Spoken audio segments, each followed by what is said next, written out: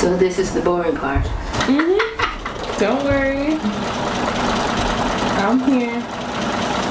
The part I like the best is putting the fabrics together.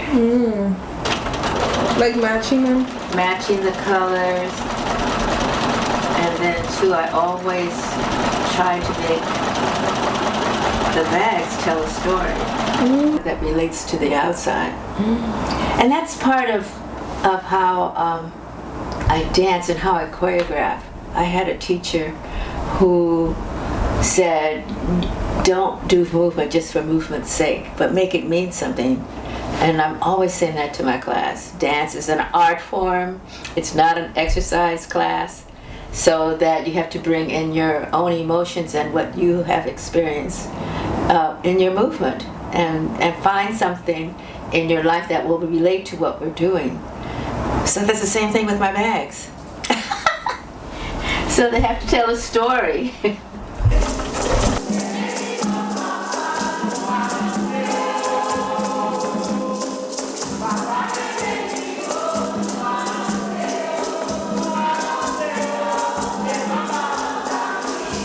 Everyone else was a whole lot younger than me, in their 20s, and I was 35, but I could keep up with them. And I think I brought a different experience of having lived that long into my dance, and I put all that emotion into whatever it is I was dancing. Black women did not have a lot of choices back in 1950. When I first got married. I was married at 21, and at 21 that was old to get married. Everybody else got married right out of high school. Some of us went into being secretaries, which I tried for a while. And then also you were a housewife after you got married, and all you did was take care of the kids and take care of your husband and take care of your house. I think I came along at the right time, because that's when women were beginning to have a movement of their own, to say that you can't put me in a box, that I can do anything that men can do. When the women's movement started, I really thought it was just a bunch of young white women out in the street burning their bras, all that, that kind of stuff. The women's struggle did really open up avenues for me that I never even thought of. And I think at that time, I didn't realize it, and I'm quite sure a lot of other black women didn't realize that these two movements were working in conjunction with each other. So that while we were with the men, we were also fighting for our place to lead. And I did it through dance, actually.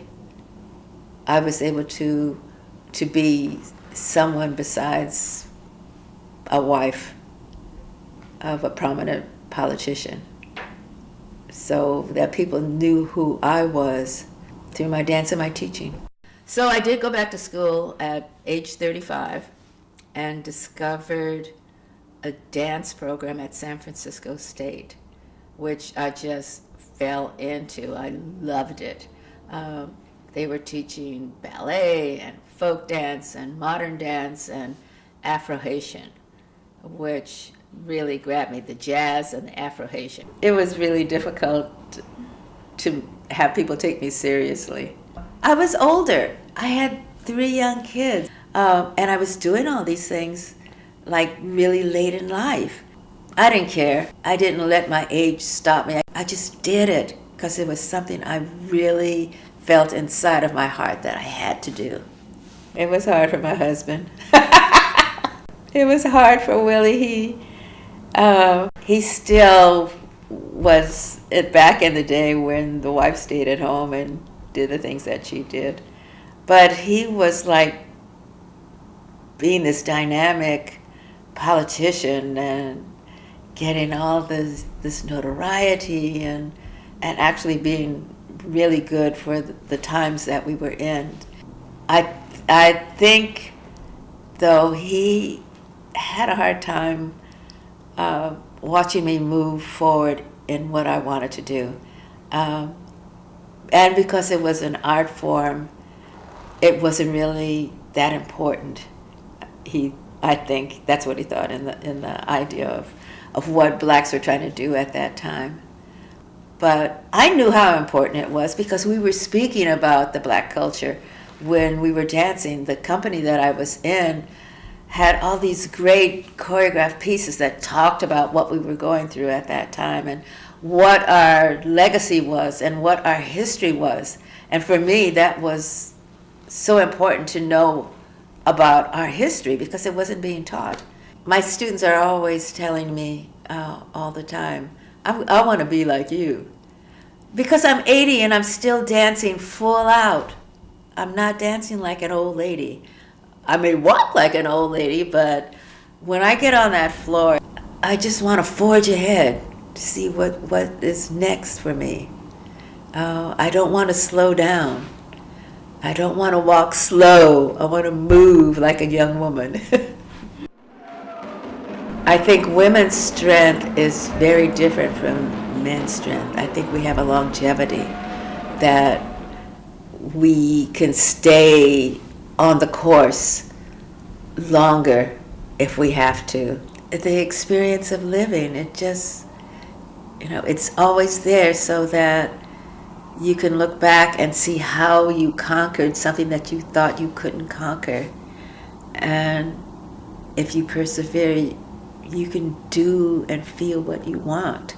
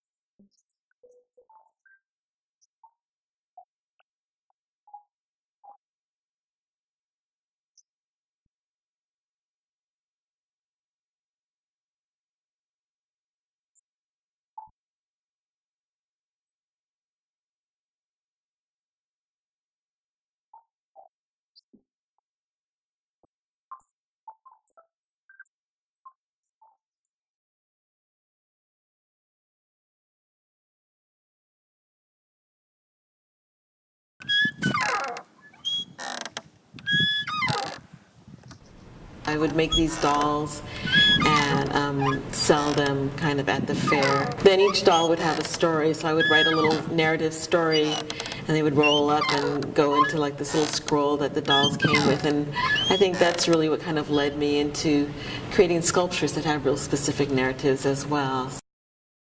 I think I was really fortunate because I think a lot of artists grow up in households where art is not really accepted. And so my mother was just a fantastic role model. I mean, I forgot what year she did Liberation of Aunt Jemima, but those things were like in our living room. We were looking at that stuff all the time, and she was very vocal to kind of really point out the importance of kind of looking at the black derogatory image and somehow, and through her art, how she was kind of turning them around and empowering them with, they weren't Uzis at the time, but machine guns and hand grenades and all of that thing.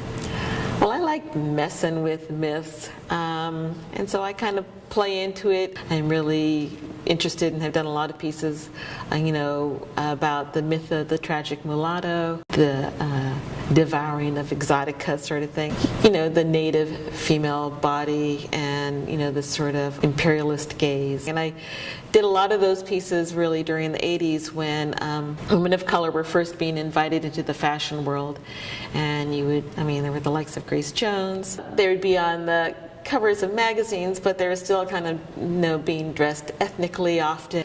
And so I felt like, I was kind of looking at it, but they were still being viewed through this colonial gaze. And ooh, yeah, you want to, date that hot black girl because she's going to be hot sort of thing, and all of those sort of things. So I like messing with those. I like kind of taking some of that and empowering it and saying, yeah, we are hot. We're going to burn you if you don't behave, sort of thing, and somehow in turning it around to work to our advantage, sort of thing.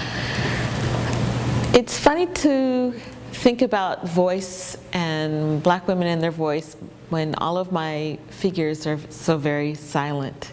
And I think their tale is being told through their body, and you can understand their story and their experience through their body, but they're mute, and a lot of them are standing to be seen. They're being observed, and you'll see it in my prints and in my drawings and in the sculpture that they're kind of like, they're almost like sideshow sort of figures. And so I didn't really want kind of like too much action to interfere with just being able to look at her kind of straight in the eyes and sort of like hear her story just face to face. You know, for me, empowerment is really sort of finding that inner strength and having, you know, a faith and a confidence in oneself and one's family and even one's community. I mean, it can be on so many different levels, but I think it needs to come internally first, and part of that is just to kind of feel comfortable in your own skin. So I like to have some pieces where people can experience it physically, and some of the pieces are really about that interaction component is to kind of like not allow them to kind of remain in that safe distance, you know. Here and now at the age of 59, I'm learning how to actually use my voice, but I would say that all my figures speak things and say things in a silent mode. However, I would hope that viewers coming will be able to somehow internalize those stories and maybe sometimes see how those stories might correlate with their own, and perhaps the pieces would empower them to vocalize those things. So maybe if I don't have the lesson learned myself, I'm hoping the art can then deliver that to other people.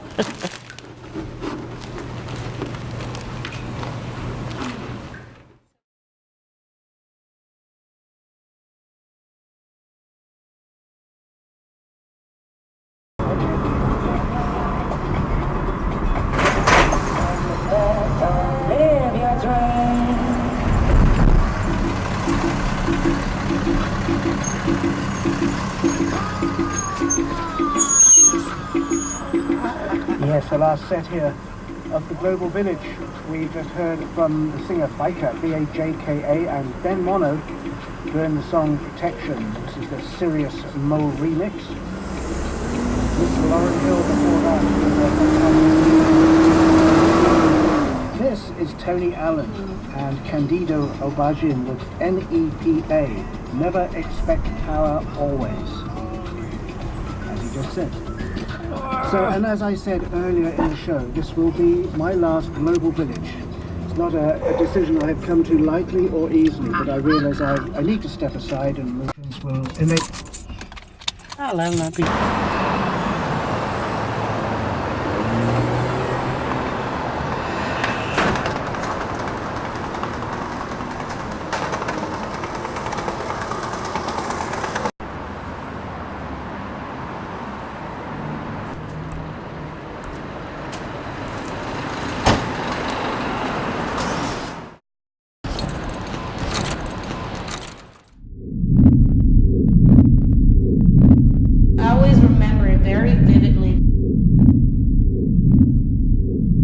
Spanish man, he walks past all of these women like a spectrum and stops in front of me. I was sitting there as the darkest one.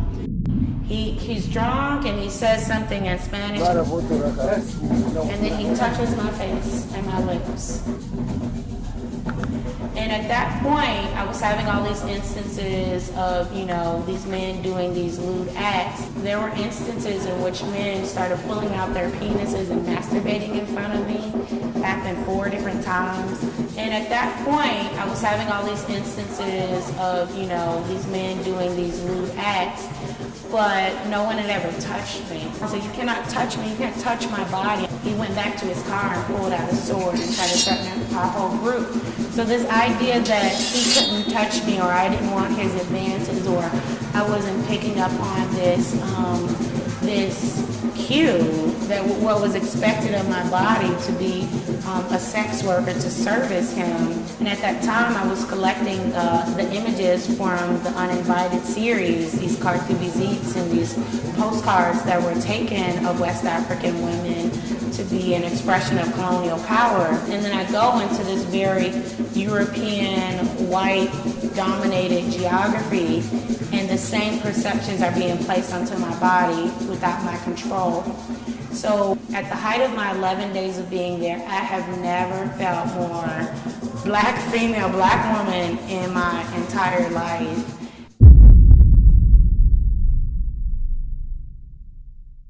That was when I really found out the power of this exotification, like the violence of these stereotypes. So I imagine I've had earlier experiences like, oh, someone said my hair is nappy, or someone commented on my breast. But for me, that experience in 2008, that's when everything really came together in a very visceral way. I experienced a lot of internal racism in my community that I grew up in due to the fact that I was dark-skinned. So people would call me African booty scratcher, or I was even nicknamed Little Africa. And this never really made sense to me because I grew up in this same cultural community as everybody else. So I'm just as American as everybody else. And so I witnessed a lot of this these internalized kind of ideas about Africanness, or even looking like you're African, as something that's negative and ugly and repulsive. So in a lot of ways, both of those kind of associations all are influenced by this type of internalized racism, or this internalized angst about what does it mean to be darker. When I first started working with the Uninvited series and I started collecting a lot of these images, and then I had the experience in Spain in which I was mistaken for a prostitute due to the human trafficking trade. When I came back to the States, I started drawing over top of these figures, and I felt so compelled to go into these spaces and interrupt the narratives. I started feeling very uncomfortable about my role in taking these images that were already so intensely mass produced and wondering if I'm doing the same violence to them. So vulnerability within my art has helped me personally because it's allowed me to go to embrace it and to go to the same places of questioning and interrogation that I'm asking my viewers to go. And really using each time that I show my artwork as an opportunity to have conversations about what's not working, with how I'm telling this story. I really feel that a lot of Black female artists or Black women artists are really banding together and saying, hey, where's our representation? I feel that if we can continue to look at what the richness of our community and what we're already doing as art and recontextualize how we preserve certain things, or how we continue to create these spaces to talk about aesthetics, to talk about what it means to challenge and interrogate. Because for me, those are the things that make me an artist, not what I can make, but how I can challenge what I'm making.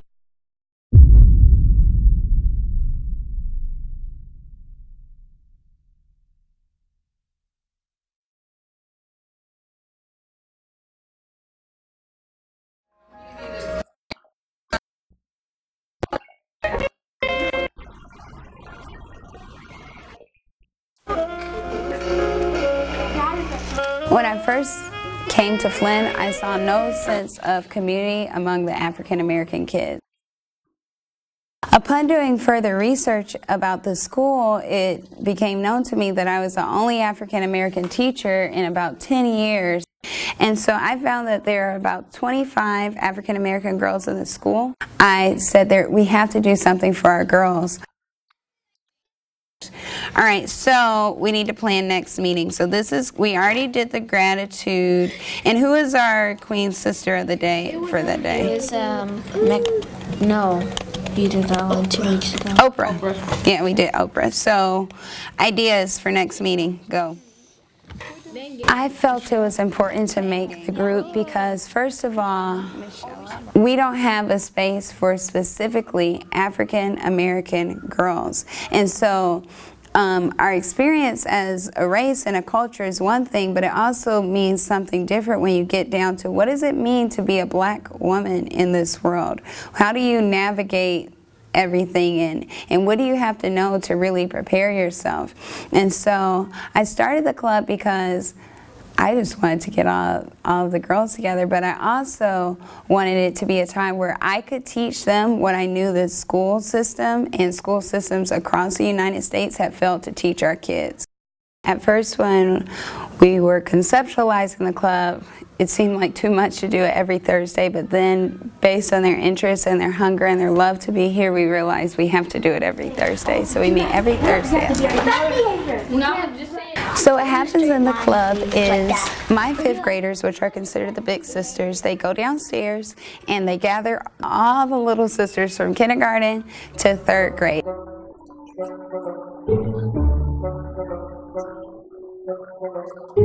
We have all the girls that come on a regular basis, all 25, but the girls are always up here. They're not supposed to come till 12:30. I don't know how they do it, but they are here on time, every time, and too early.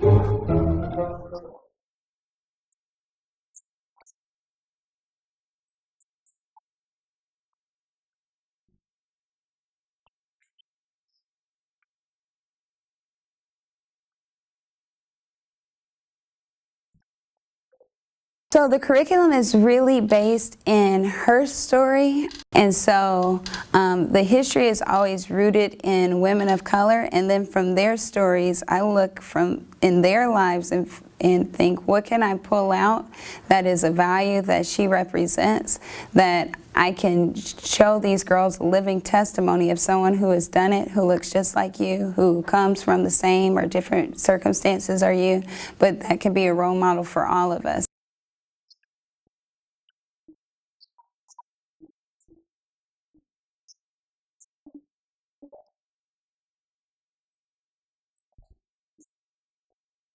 So we say our sisterhood creed, which is